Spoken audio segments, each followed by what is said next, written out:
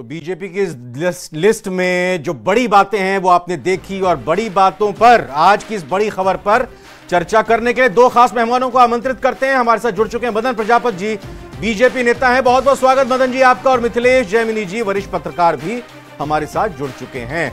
आप दोनों का ही बहुत बहुत स्वागत। मदन जी, चूंकि बीजेपी की तरफ से तो हमने प्रेस कॉन्फ्रेंस के जरिए लिस्ट देखी, अलग अलग प्रतिक्रियाएं भी उम्मीदवार और उनके समर्थकों की आ रही है। एक मिथिलेश जैमिनी जी से वरिष्ठ पत्रकार का नजरिया ले लेते हैं। मिथिलेश जी, हम तो सोच रहे थे 100 की लिस्ट आएगी, 120 की होगी, कितने की होगी? राजस्थान से 8 की आएगी कि 10 की आएगी? जो कमजोर एक तरह से कहें कि बीजेपी जहां पर फाइट मान रही है उन सीटों की लिस्ट आएगी। तो बिल्कुल इस बार भी चौंका दिया है। बताइए क्या खास और क्या अनएक्सपेक्टेड और एक्सपेक्टेड इस लिस्ट में आप राजस्थान की देख रहे हैं? देखिए, निश्चित रूप से प्रधानमंत्री नरेंद्र मोदी का जो मोदी मैजिक है वो देखने को मिला है। एक चीज देखने को मिली है कि अगर मोदी जी किसी को पसंद करते हैं या मोदी जी ने किसी पर बिलीव किया है, विश्वास दिला है, अगर कांग्रेस से कोई आया है और उसे गारंटी दी गई है तो वो गारंटी पूरी हुई है, चाहे महेंद्रजीत मालवीय हो या ज्योति मिर्धा हो। ज्योति मिर्धा की उनकी बड़ी कसक थी कि जो विधानसभा चुनाव हार गई थी वो उप मुख्यमंत्री बनना उनका लगभग तय था, और आज उनको टिकट देकर उन्होंने साबित कर दिया कि नागौर की जो ज्योति है और बाबा की पोती है वो मोदी जी की नजरों में बहुत अहमियत रखती है। दूसरा, मारवाड़ को बहुत शिद्दत के साथ साधा है, यानी जिस तरीके से लुम्बाराम चौधरी को टिकट देके कलबी, सिरवी, जाट और राजपूत, ये मारवाड़ की एक कास्ट फैक्टर है। 2 सीटें जाटों को दे दी है, बाड़मेर और नागौर। तो राजपूतों को चली गई है जोधपुर सीट, लेकिन जालोर सिरोही, एक सिरवी, पीपी चौधरी, और जिस तरीके से लुम्बाराम चौधरी लुम्बाराम जो कास्ट से कलबी हैं, और इसके अलावा इंपॉर्टेंट है कि वो संगठन के आदमी और पढ़े लिखे हैं। तो जिस तरीके से जो मारवाड़ को साधा है वो निश्चित रूप से एक अभेद गढ़ की तरह साथ दिया है, और शायद मारवाड़ पूरी तरह भगवा रंग में रंगा आएगा। लेकिन राजनीति में अगर आप एक छोटी सी भी गलती कर देते हैं तो जिंदगी भर सालती है। वो साबित हुई राहुल कशवा तारानगर में, जो उन्होंने गुस्ताखी की, उस गुस्ताखी की सजा उन्हें मिली, और अब देवेंद्र झाझड़िया जो अंतर्राष्ट्रीय खिलाड़ी हैं वो उनकी जगह मैदान में उतारे गए हैं। रंजीता कोली, जो कहा जा रहा है, बार बार आपको पता है कई बार उनकी खबरें छपती थी, जो अवैध खनन से उनका नाम जुड़ा था, भाजपा ने कहीं न कहीं उस दामन पर दाग नहीं आ जाए, और भरतपुर में जो अवैध खनन को विधानसभा चुनाव में मुद्दा बनाया था, उस मुद्दे को जीवित रखते हुए रामस्वरूप कोली को टिकट दिया है। तो निश्चित रूप से, लेकिन जयपुर शहर का टिकट नहीं आया है, इसका मतलब शायद जयपुर में भी कोई चेंजेस है। लेकिन गजेंद्र सिंह शेखावत, अर्जुन राम मेघवाल, कैलाश चौधरी, ओम बिड़ला, ये तमाम वो नाम, और जिस तरीके से कहा जाता है कि अगर आप अपने पुराने मंत्रियों पर यकीन रखते हो तो आपको अपने कामों पर यकीन होता है, तो मोदी जी ने आज ये साबित कर दिया कि मुझे मेरे पुराने योद्धाओं पर पूरा यकीन है, और पुराने योद्धाओं ने रणभेरी बजा दी है, और जो उन्होंने नारा दिया है अब की बार 400 पार, उसमें 370 सीटें जीतने का है, उसमें एक बड़ा आंकड़ा आज सीटों का जारी कर दिया है।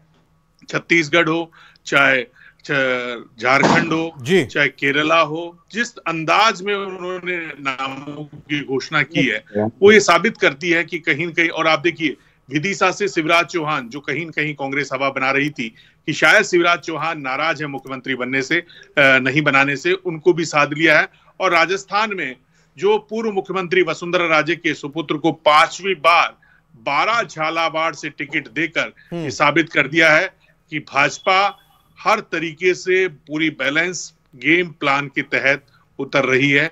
लेकिन निश्चित रूप से कांग्रेस से जो नेता आने की पाइपलाइन में है, महेंद्रजीत मालवीय को टिकट मिलने से ये तय हो चुका है कि अगर मोदी जी ने किसी को यकीन जताया है, आप कनकमल कटारा का टिकट काटकर जिस तरीके से महेंद्रजीत मालवीय को उतारा है, ये बताता है कि अगर पूरी तरह बात करके कोई पार्टी में आता है तो चाहे हेमंत बिश्वा शर्मा मुख्यमंत्री बने हो, या महेंद्रजीत मालवीय हो, या ज्योति मिर्धा हो, ये तमाम जो टिकट्स हैं ये बताते हैं। और सीकर में सुमेघानंद जी को वापस टिकट दिया गया है, तो ये कहीं न कहीं, लेकिन अभी झुंझुनू का टिकट फंसा हुआ है। जयपुर ग्रामीण, मैं आता हूं, जो टिकट फंसे हैं उन पर बात करूंगा, लेकिन मदन प्रजापत जी से बात कर लेते हैं। मदन जी, हैट्रिक लगाने की तैयारी आपकी, दावा आपका, तो 25 की 25 सीटों पर क्यों प्रत्याशियों के नाम का ऐलान नहीं हुआ? ठीक है, पार्टी का निर्णय है, आलाकमान ने जो लिया फैसला वो सर्वमान्य होगा।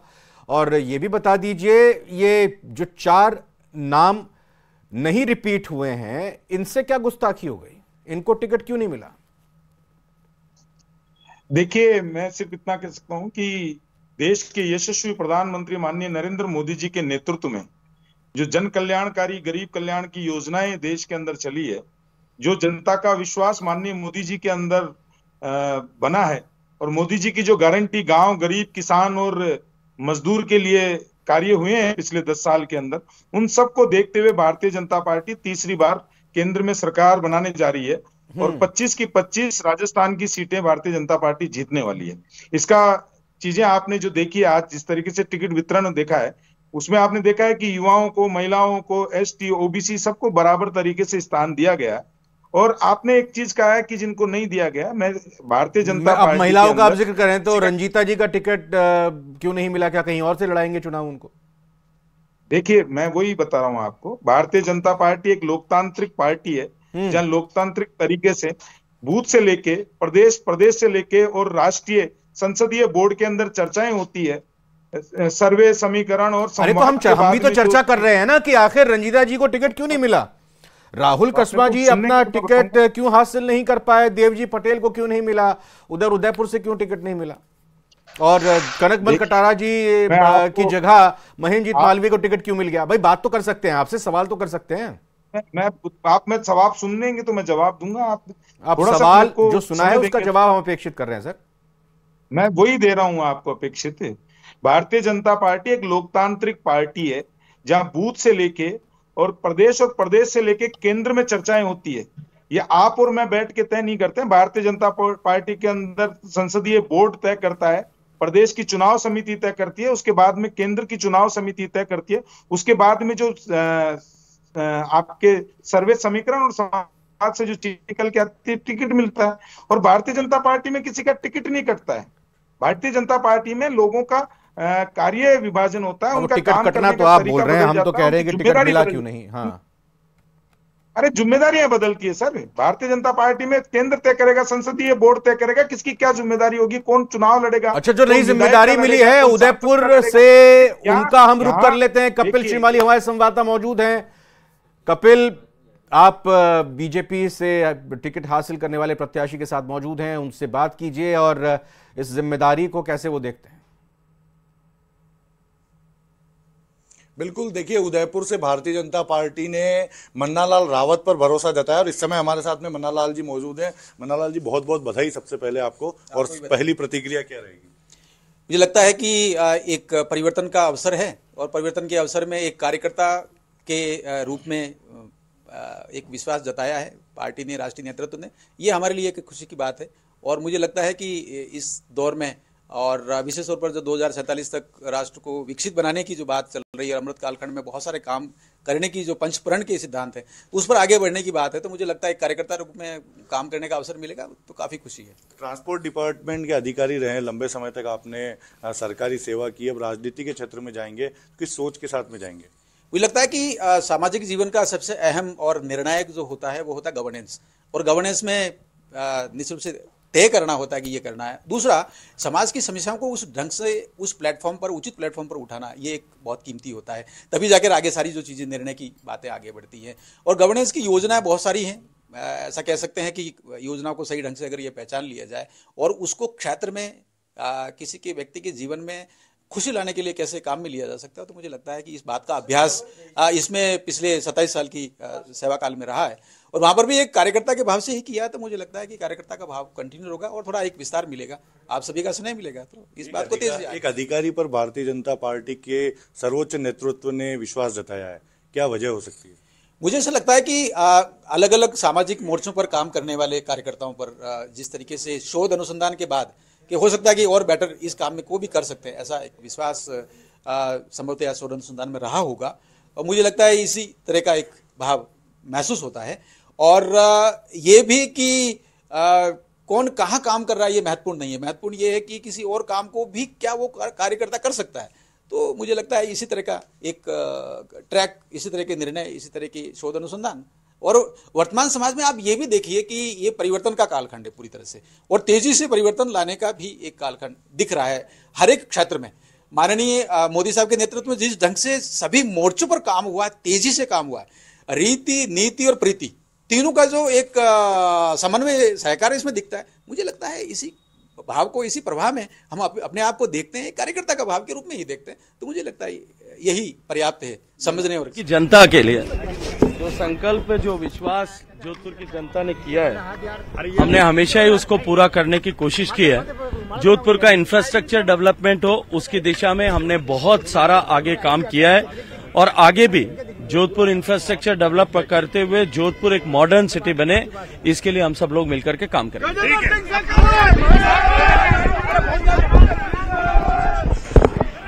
गजेंद्र सिंह शेखावत को भी आपने सुना, तो वहां पर यह समझ में आया है कि जनजातीय अंचल में बहुत बड़े स्तर पर भ्रामक विषय फैलाए गए हैं, उनको दूर करना चाहिए। कुछ और समस्याएं भी हैं जो विघटनकारी कह सकते हैं, अराष्ट्रीय तत्वों की उपस्थिति कह सकते हैं, उनका भी हमने प्रतिकार किया है, एक आंदोलन का स्वरूप दिया है। वहां पर जब हम कार्यकर्ता के रूप में थे तो लगा कि ये बहुत महत्वपूर्ण काम है।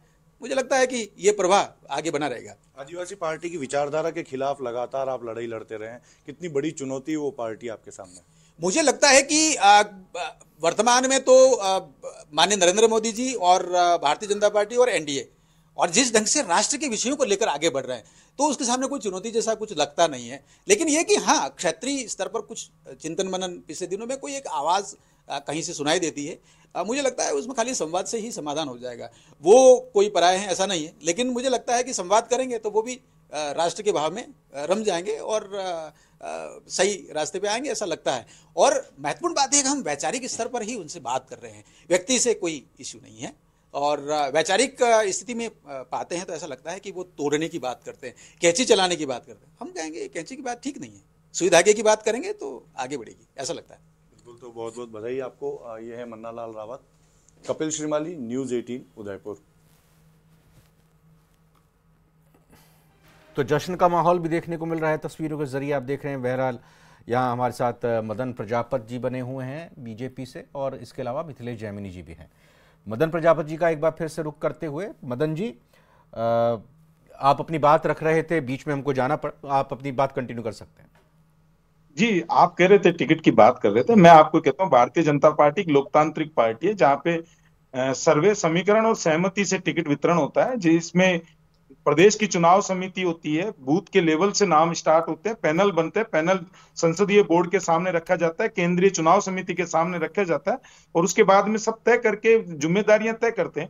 भारतीय जनता पार्टी में व्यक्ति की जिम्मेदारी बदलती है, उसका कार्य बदलता है। कोई सांसद है तो विधायक बनेगा, विधायक है तो संगठन में जाएगा, तो केवल जिम्मेदारी बदलती है। और हम सब भारतीय जनता पार्टी के कर्मठ व निष्ठावान कार्यकर्ता है, हम भारतीय जनता पार्टी के मोदी जी के सिपाही है।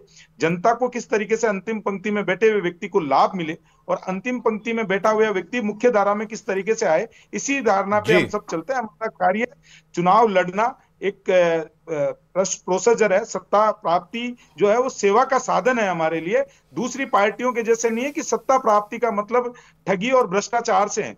मैं आज आपको बता दूं कि 10 साल से केंद्र में मोदी जी की सरकार है और मोदी जी की सरकार पे 1 रुपए का भ्रष्टाचार का आरोप नहीं है। आज देश की जनता जिस तरीके से कार्य 10 साल के अंदर हुए हैं, जिस तरीके से महिलाओं को चूल्हे से धुआं से आजादी मिली, महिलाओं को शौचालय मिले, जनधन खाते खोले गए, गरीब को पक्का मकान मिला, युवाओं को रोजगार के साधन उपलब्ध हुए, किसान को किसान निधि मिलती है और किसान की आय दोगुनी करने का काम मोदी जी ने किया है। देश की अर्थव्यवस्था को 11वें नंबर से 5वें नंबर पे ले आए और हम ये कहते हैं 3रे नंबर पे ले आएंगे। हमने जो देश में 500 साल से मुद्दा जो चला रहा था राम मंदिर का, वो राम मंदिर का मुद्दा समाप्त हुआ और मुद्दा समाप्त होकर आज रामलला भव्य मंदिर के अंदर विराजमान है। यही जो मुद्दे हैं, हम जो कहते हैं वो हम करते हैं और जनता के हित के लिए मोदी जी 24 में से 18 घंटे काम करते हैं। और अंतिम पंक्ति में, मैं फिर कहूंगा, अंतिम पंक्ति में बैठा हुआ व्यक्ति। मैं राजस्थान से मैं रहता हूं और आपको राजस्थान का परिदृश्य पता होगा कि एक महिला के ऊपर मटकी के ऊपर और मटकी और 10 किलोमीटर दूर से पानी लेके आती थी। जल जीवन मिशन के तहत हर घर नल योजना से जल पहुंचाने का काम मोदी जी ने किया और उस महिला के सर से अगर मटकी उतारने का काम किया तो देश के यशस्वी प्रधानमंत्री नरेंद्र मिथिलेश जैमिनी सर का मैं रुख करते हुए जानना चाहूंगा। मिथिलेश जी, अगर हम पड़ोसी मध्य प्रदेश को देखें, वहां पर 27 में से 24 सीटों के प्रत्याशियों के नाम का ऐलान होता है। यहां अगर हम छत्तीसगढ़ की बात करें, जहां पर हाल ही में ही विधानसभा चुनाव हुए, वहां पर भी 11 लोकसभा सीटों पर प्रत्याशियों के नाम का ऐलान होता है। यहां राजस्थान में 25 में से 15 सीटों पर नामों का ऐलान होता है। इन 10 सीटों पर जहां अभी ऐलान नहीं हुआ है, यहां आप क्या कारण मानते हैं कि कहां कुछ कमी रह गई या अभी होमवर्क करना बाकी है, और आगे इन प्रत्याशियों को लेकर कितना मंथन चिंतन पार्टी को करना होगा?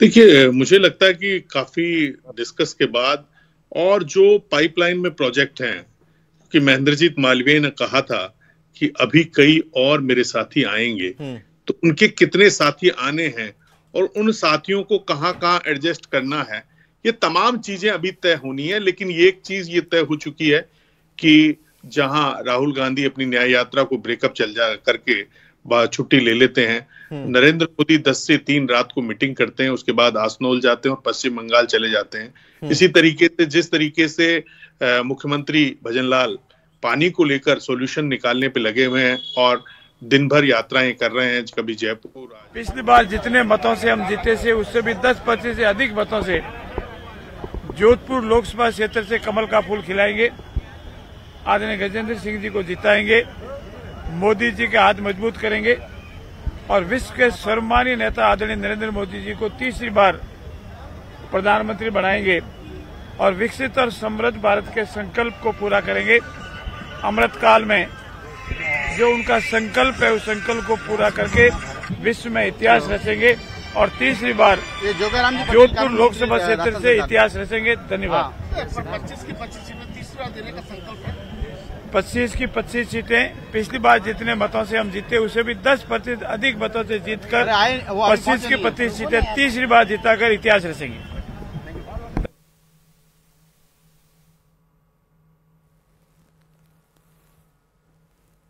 बंदे रहिए आप लोग हमारे साथ, एक छोटे से ब्रेक का वक्त हुआ, लौट कर आते हैं तुरंत।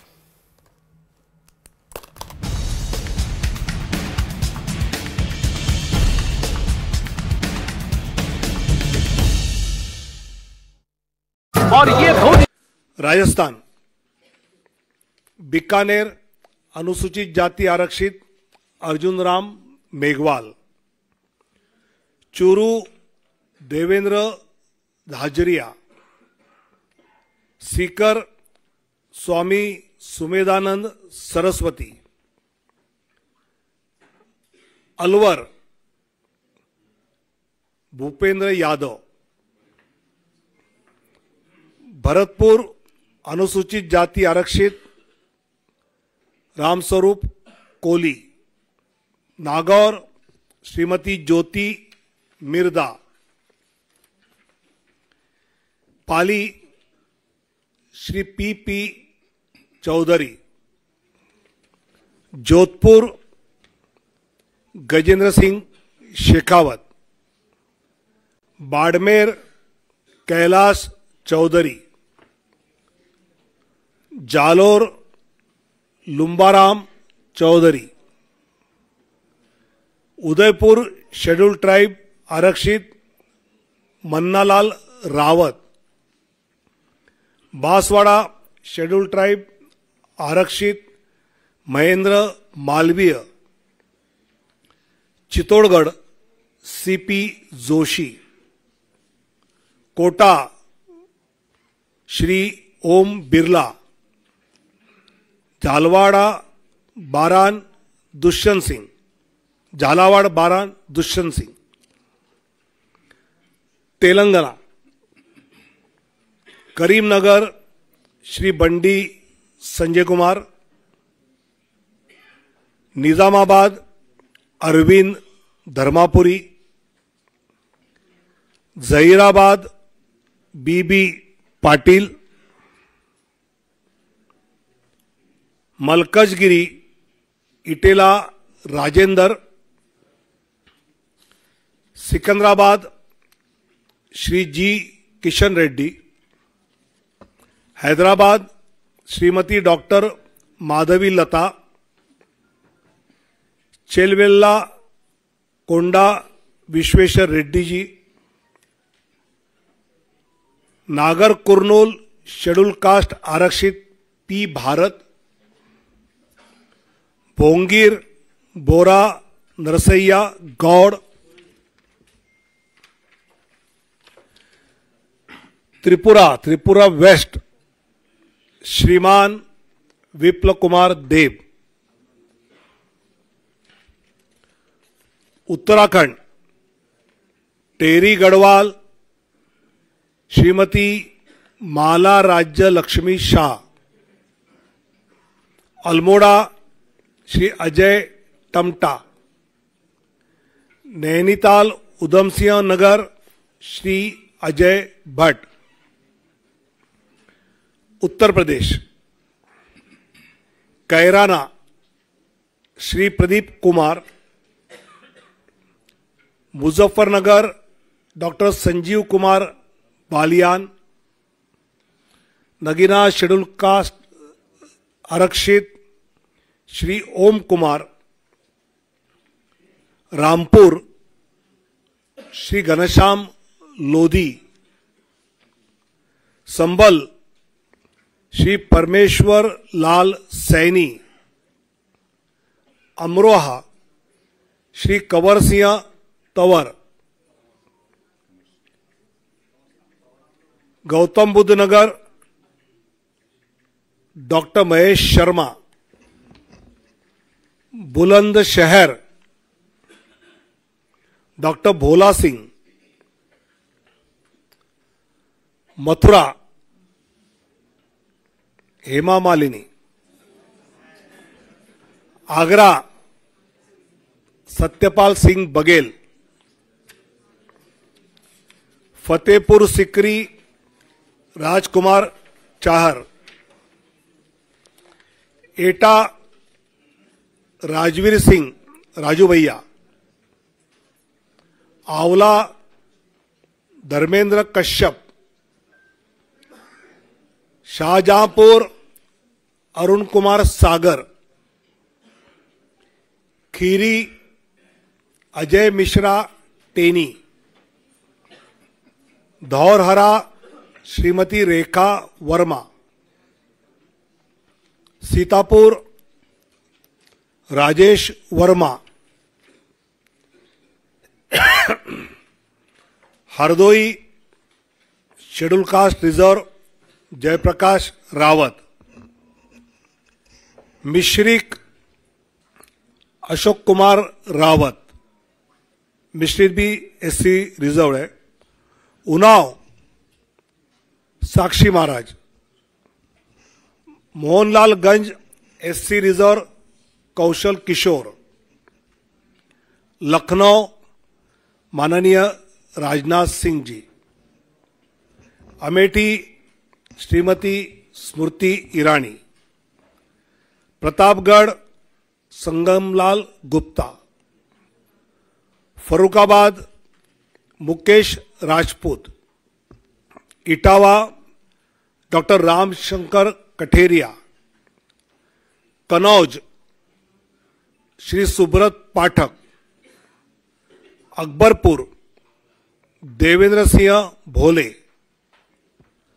जालौन अनुसूचित जाति आरक्षित Bhanu Pratap Singh Verma, Jhansi Anurag Sharma,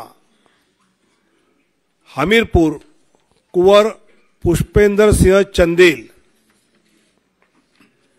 Banda Shri R K. Singh Patel, Fatehpur Sadhvi Niranjan Jyoti, Barabanki SC reserve Upendra Singh Rawat, Faizabad Shri Lallu Singh, Ambedkar Nagar Shri Ritesh Pandey,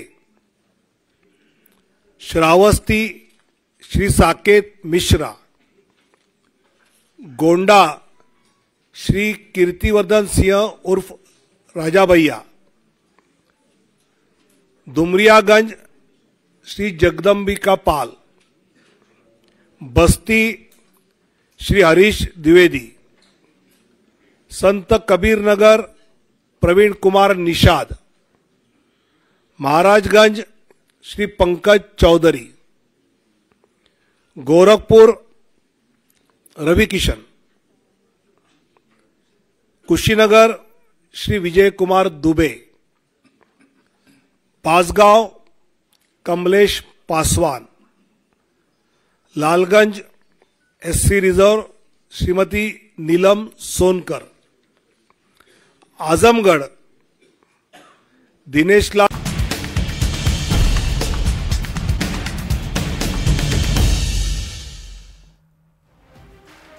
तो बीजेपी की राजस्थान की 15 सीटों पर प्रत्याशियों के नामों का ऐलान हो चुका है। लगातार जश्न की तस्वीरें, जी हां, जश्न की तस्वीरें टिकट मिलने के बाद जो आ रही हैं वो दिखा रहे हैं। जो दावेदार प्रत्याशी उम्मीदवार बीजेपी की तरफ से राजस्थान में बनाए गए हैं, उनकी भी प्रतिक्रिया जैसे जैसे सामने आ रही है वो भी आप तक पहुंचा रहे हैं। और इसके अलावा जो बाकी सीट बची हुई हैं उनको लेकर क्या होगा, इस समीकरण को भी समझने की कोशिश करते हैं। मदन प्रजापति साहब हमारे साथ लगातार बने हुए हैं, बीजेपी के नेता हैं। तो मदन प्रजापति जी, ये अब बाकी सीटें वो भी पार्टी का पार्लियामेंट्री बोर्ड, कोर ग्रुप यही तय करेगा?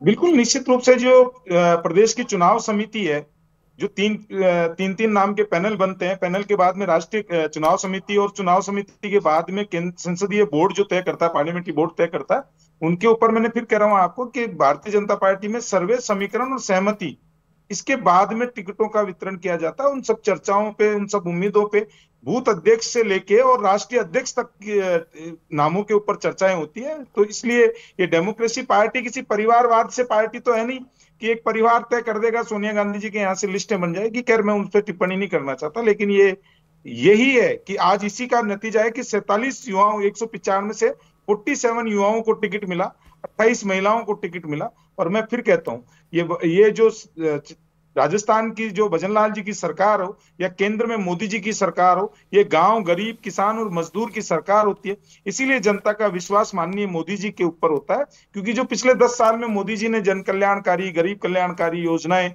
ये देश की संस्कृति हो, चाहे आपका नागौर से विधानसभा चुनाव डॉक्टर ज्योति मिर्धा जीत नहीं पाई। इस बार लोकसभा चुनाव में उनको टिकट दिया गया है। पिछली बार आरएलपी के सहयोग से एनडीए ने सीट जीती थी। जो विधानसभा में चुनाव नहीं जीत पाए, आपको लग रहा है लोकसभा में उनको टिकट देकर? विधानसभा और लोकसभा की दोनों की अलग अलग परिस्थितियां होती है। कई बार स्थानीय मुद्दे होते हैं, कई बार स्थानीय बातें होती है, कई बार हम अपनी बात को नहीं पूर्ण रूप से। विधानसभा का बड़ा होता है, लोकसभा का बड़ा होता है। कोई बड़ा या छोटा नहीं होता। नहीं, मैं सर वोटर के हिसाब से बोल रहा हूँ, वोटर के हिसाब से, मेरा संदर्भ समझिए, वोटर के हिसाब से। देखिए, मैं आपको कह रहा हूं, भारतीय जनता पार्टी के लिए हर चुनाव महत्वपूर्ण होता है, चाहे पंचायत का हो, चाहे विधानसभा का हो, चाहे लोकसभा का हो। और इसीलिए हम चुनाव की तैयारी जो है वो पार्ट टाइम नेताओं के साथ में नहीं करते हैं। भारतीय जनता पार्टी का कार्यकर्ता और राष्ट्रीय अध्यक्ष से सारे लोग जो full time Bharatiya Janata party की सेवा करते हैं, हम जनता के बीच में केवल चुनाव लड़े उसी समय नहीं जाते हैं। हम विपक्ष में रहते हैं तब भी हम जनता के बीच में रहते हैं, चाहे कोरोना काल रहा हो, चाहे और कोई परिस्थिति रही हो। इन सब चीजों को देख के चुनाव हमारा, मैं फिर कह रहा हूं आपको कि चुनाव और सत्ता हमारे लिए सेवा का साधन होती है। और जो संगठन तय करता है, महेंद्रजीत मालवीय ने पिछले ये 15 दिनों के अंदर बीजेपी की क्या सेवा कर दी जो उनको टिकट मिला? आप ही की बात को आगे बढ़ाऊं तो देखिए, जो भारतीय जनता पार्टी की विचारधारा के अंदर आता है, राजनीति के अंदर कोई भी व्यक्ति जो आता है उसका एक ही मकसद होता है, राष्ट्र सेवा।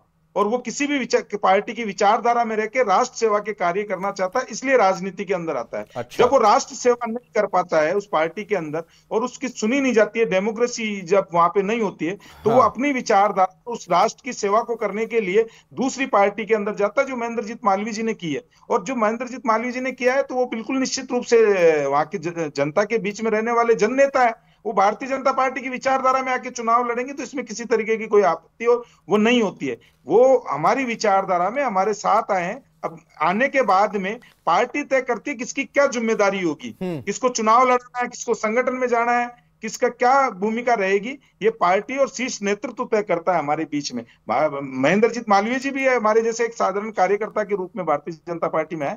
पार्टी ने तय किया है कि लोकसभा लड़ाएंगे तो लड़ाएंगे, इसमें उसकी कोई विषय ख्याल से चर्चा का विषय नहीं। चर्चा का विषय इसलिए ना सर, सवाल तो हम कर सकते हैं ना, हमने सवाल यही किया ना। मदन जी, आपने कहा ना कि जो पार्टी की सेवा कर रहा हो, तो मैंने वही पूछा आपसे कि मैं जानना चाह रहा था, मुझे नहीं जानकारी थी कि महेंद्रजीत मालवीय ने बीजेपी ज्वाइन करने के बाद कितनी पार्टी की सेवा कर दी, कैसे सेवा कर दी, कितना लाभ पार्टी को हो गया, मैं ये जानना चाह रहा था, आपने जवाब दे दिया। बहरहाल यहां पर जयपुर के बीजेपी प्रदेश मुख्यालय मौजूद है, रोशन शर्मा हमारे सहयोगी। गहमा गहमी क्या कुछ अभी तस्वीरें हैं, कौन कौन नेता हैं, आप क्या बता पाएंगे रोशन? देखिए, इस वक्त बीजेपी प्रदेश कार्यालय के अंदर कहा जा सकता है कि हलचल देखने को मिल रही है। बीजेपी के जो प्रदेश अध्यक्ष सीपी जोशी यहां पर मौजूद हैं, जिन्हें चित्तौड़गढ़ से जो उम्मीदवार यहां पर बनाया गया है वो यहां पर मौजूद है। इसके अलावा जो विधायक अनीता बघेल सहित तमाम बीजेपी के जो पदाधिकारी हैं वो यहां पर मौजूद हैं। कुल मिलाकर कहा जा सकता है कि बीजेपी में यहां पर जो मीटिंगों का जो दौर है, मुलाकातों का जो दौर है वो देखा यहां पर जा सकता है। अभी कुछ देर पहले यहां पर जो सीपी जोशी के जो समर्थक है वो यहां पर पहुंचे थे। यहां पर बीजेपी प्रदेश अध्यक्ष सीपी जोशी का बड़ी गर्मजोशी के साथ स्वागत, अभिनंदन यहां पर किया गया। राजस्थान की जिस तरीके से जो 15 सीटों के अंदर कहा जा सकता है कि बीजेपी ने जो अपने उम्मीदवार बनाए हैं, चाहे बीकानेर से अर्जुन राम मेघवाल की बात की जाए, चित्तौड़गढ़ से सीपी जोशी हैं, पाली से पीपी चौधरी हैं, तमाम ये जो नेता हैं इन्हें कहा जा सकता है कि जो पहली लिस्ट में यहाँ पर अब उम्मीदवार यहाँ पर बनाया गया है। 10 ऐसी जो लोकसभा सीटें हैं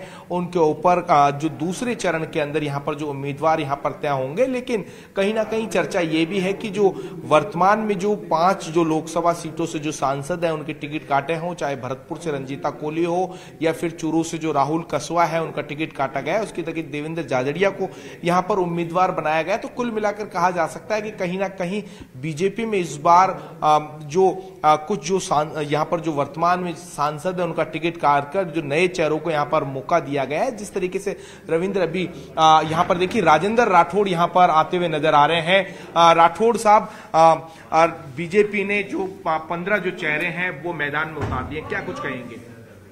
भारतीय जनता पार्टी कार्यकर्ता आधारित पार्टी है। किस कार्यकर्ता को कब और कैसा और क्या काम दिया जाए इसका निर्णय हमारा आलाकमान करता है। हमारे पास दुनिया के सबसे लोकप्रिय नेता नरेंद्र मोदी जी का नेतृत्व है, इसलिए 15 लोग उतरे हैं, पर हमारा निशान तो कमल का निशान है और हमारा चेहरा नरेंद्र मोदी जी का चेहरा है। इसलिए कौन उम्मीदवार, कहाँ उम्मीदवार, कैसा उम्मीदवार, सब गौण है।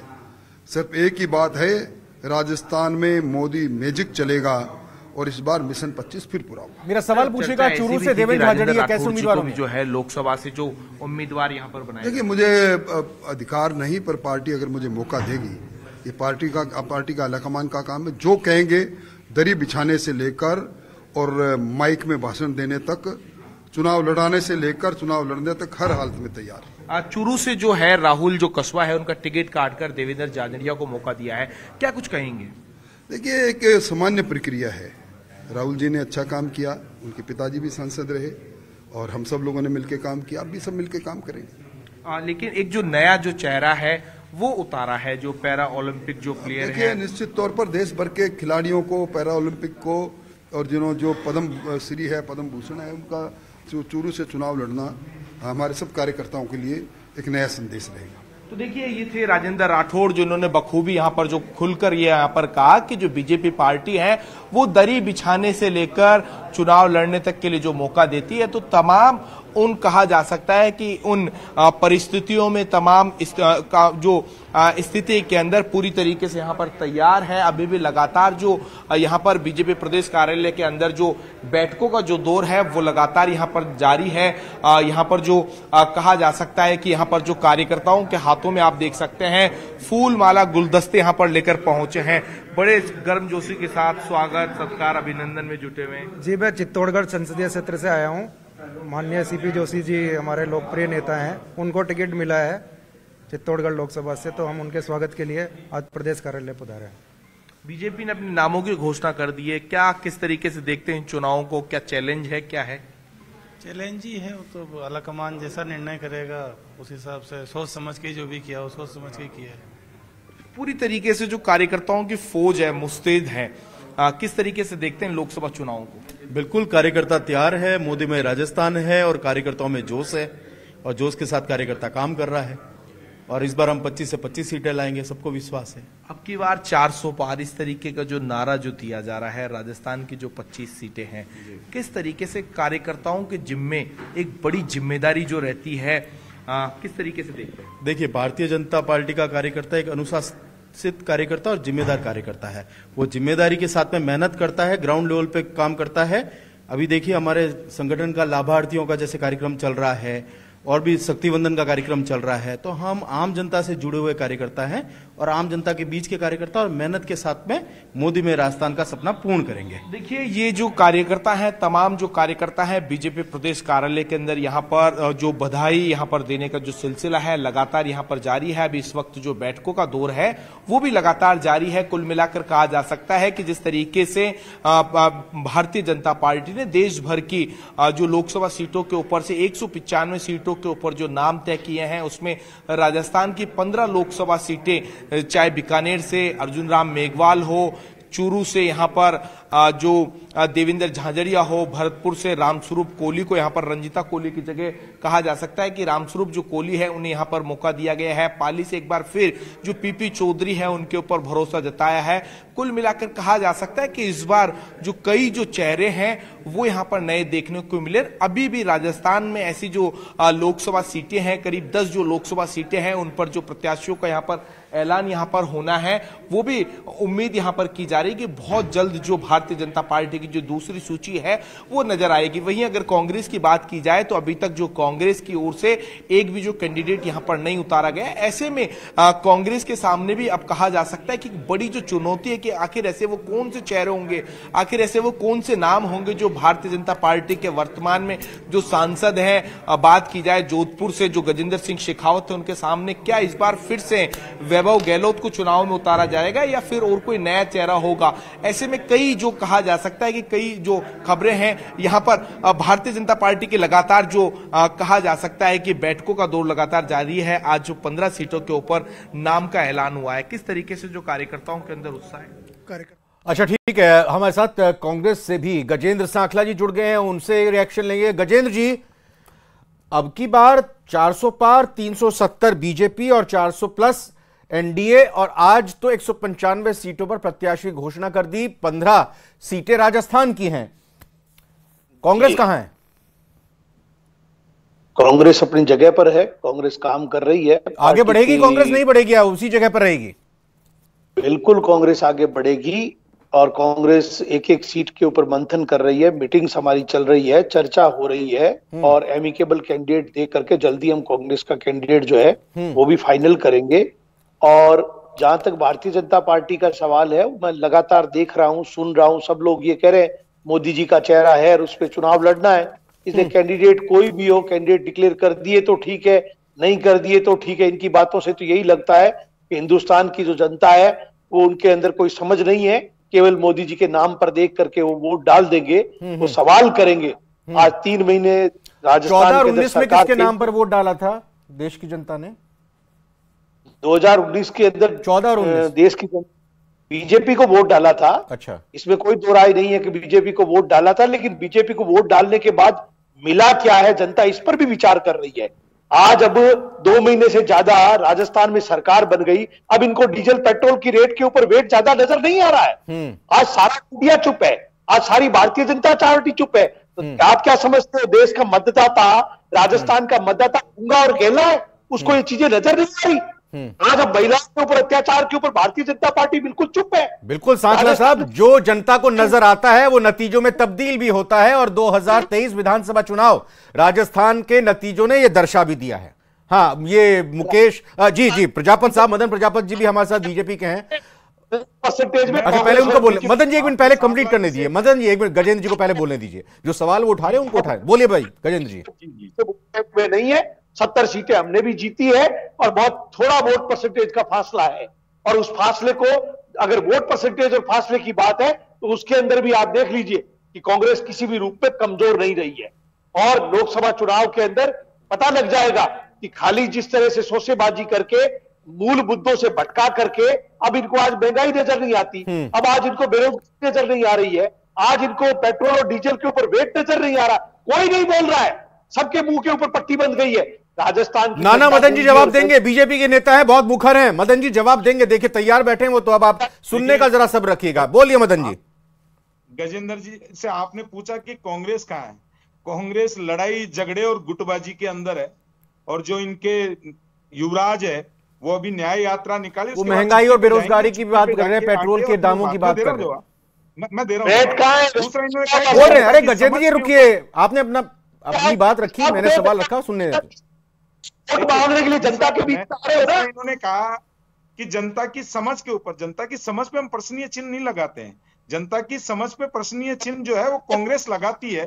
हम तो जो भी जनता का आदेश होता है, जनादेश होता है, उसको सर माथे से लगाते हैं और जनता की सेवा करते हैं। मीडिया पे प्रश्न चिन्ह आप उठा रहे हो, अभी यही कह रहे हैं मीडिया उठाता नहीं है। मीडिया इनको दिखा रहा है ना बिठा के आप टीवी पे हमारे साथ, तो मीडिया दिखाते हुए मीडिया को गाली बकेंगे, इनकी जरूरत होगी। लेकिन ये मेरे मित्र कह रहे थे कि सरकार क्या 2 महीने सरकार को किया, जो अशोक गहलोत की झूठ और लूट की सरकार नहीं कर पाई, जो होटलों के अंदर तालाबंदी के अंदर बंद रही। आज राजस्थान में भारतीय जनता पार्टी में किसान का बेटा, मजदूर का बेटा जब मुख्यमंत्री बना तो उन्होंने दिखाया कि युवाओं के पेपर जो है वो लीक नहीं होने दिए जाएंगे। उस किसान के बेटे, मजदूर के बेटे ने दिखाया कि राजस्थान की कानून व्यवस्था सुचारू रूप से चलेगी। उस किसान और मजदूर के बेटे ने दिखाया कि राजस्थान में महिलाओं और सम्मान के साथ और इज्जत के साथ जीवन जिएगी। और जिस ईआरसीपी के माध्यम से अशोक गहलोत जी वोट की फसल काटना चाहते थे और पूरे राजस्थान को प्यासा रखा, एक ज्यादा दिन नहीं चलेगी, सच्चाई सामने आएगी। याद रखना इस बात को। लोग पूछ रहे वैट का क्या हुआ, लोग पूछ रहे बेरोजगारी का क्या हुआ, लोग पूछ रहे महिला सुरक्षा का क्या हुआ, लोग आपको ये सवाल पूछ रहे लाल जी ने बैठते केवल खाली मतलब शोशेबाजी करने से 300 पार, 400 पार, 500 पार, सारे पार तुमने पहले ही कर लिए, तो फिर वोटिंग की जरूरत क्या है? जनता के ऊपर कोई विश्वास है या नहीं है? आप सुनने की क्षमता नहीं रख पा रहे, मतलब की बात नहीं। अरे भाई युवराज को बोलो छुट्टी खत्म करे, आए हमारे ऊपर चिल्लाने से क्या होगा? आए वो धौलपुर में आए हैं आज, अब कर रहा है युवराज, एकदम जान कर रहा है, जनता के बीच में जाकर, जनता के बीच में जाकर जनता के मुद्दों को उठा रहा है। लड़ाई को खत्म आपके मोदी जी को समझो, जनता डीजल और पेट्रोल की रेट का क्या हुआ? डीजल और पेट्रोल जी को हो रहे हैं। जी हाँ, तो आज साफ तौर पर बीजेपी की तरफ से प्रत्याशियों के नाम का ऐलान हुआ है, तो राजनीतिक पारा और राजनीतिक बहस और भी तीखी होगी, आगे बढ़ेगी। और उम्मीद यही करनी चाहिए कि मसले जो होंगे वो जनता से जुड़े होंगे, जनता के हित के होंगे, जनता के सवाल यहां पर उठाए जाएंगे, सरकार से जनता के इन सवालों के जवाब भी लिए जाएंगे। फिलहाल अब देखना यह होगा कि बीजेपी की पहली लिस्ट के बाद कांग्रेस की तरफ से क्या कोई लिस्ट सामने आती है या फिर बीजेपी इससे पहले ही अपनी दूसरी लिस्ट सामने लेकर आती है। मैं बहुत बहुत धन्यवाद रोशन शर्मा अपने सहयोगी का करना चाहूंगा, मैं बहुत बहुत धन्यवाद गजेंद्र सांखला जी का करना चाहूंगा और मदन प्रजापति जी का भी बहुत बहुत शुक्रिया। फिलहाल एक छोटे से ब्रेक का वक्त है, आप बने रहिए न्यूज़ 18 राजस्थान से।